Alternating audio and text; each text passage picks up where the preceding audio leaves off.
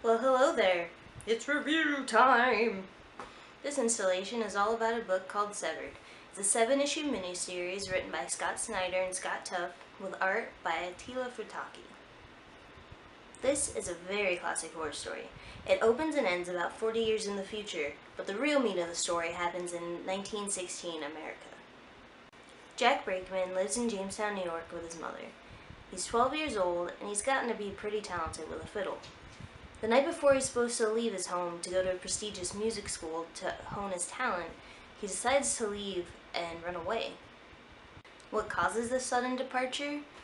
Well, about a year ago, while doing some cleaning, Jack found a fiddle and a photo in his attic. Jack realizes that the baby in the photo is him, and the man standing next to him is his real father. He quickly realizes that he's adopted. Not long after, he begins corresponding with his real dad through letters. He finds out that he's this crazy violinist that performs all over America. Jack decides he must set out on the open road to be with his own flesh and blood. But little does he know that there's also a creature out there looking for flesh and blood. Jack makes it all the way to Chicago, where his dad is supposed to be performing. He also winds up forming a friendship with a fellow runaway named Sam.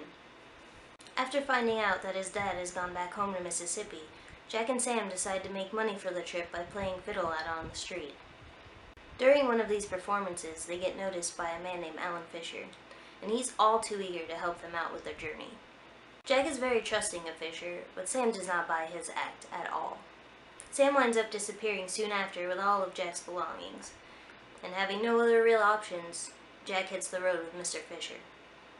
Things on the road are great, but one violent night changes everything for Jack.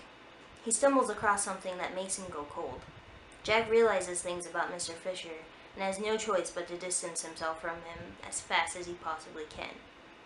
Eventually, Jack makes it to his father's house in Mississippi all by himself, but only evil awaits him there. This series is true horror and miles away from anything else that's currently going on in the genre. It's not all cuss words and boobs and mindless slashing, not that I don't enjoy a good B-movie.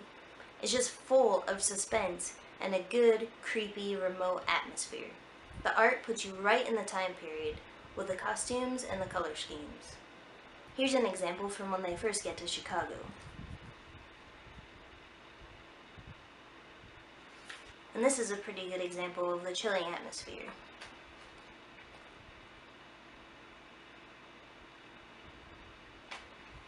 The panel layouts really lend to the eerie vibe, and there's a ton of awesome splash pages that just leave you gasping. The story as a whole wraps up really nicely and leaves you questioning. The only possible negative thing that could come out of reading this is a few nightmares, but it's a really small cost for a great read. See you next time.